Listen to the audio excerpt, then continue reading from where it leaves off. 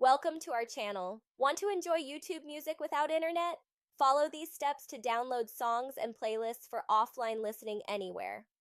Step 1. Open YouTube Music app on your mobile device. Ensure you're signed in with your YouTube Premium or Music Premium account. Step 2. Verify your subscription status.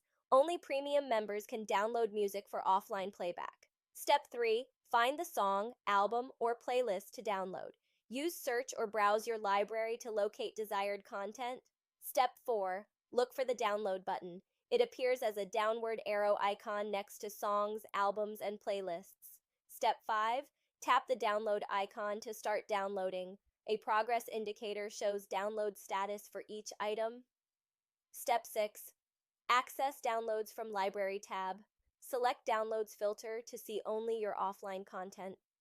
Step 7. Manage quality settings for downloads.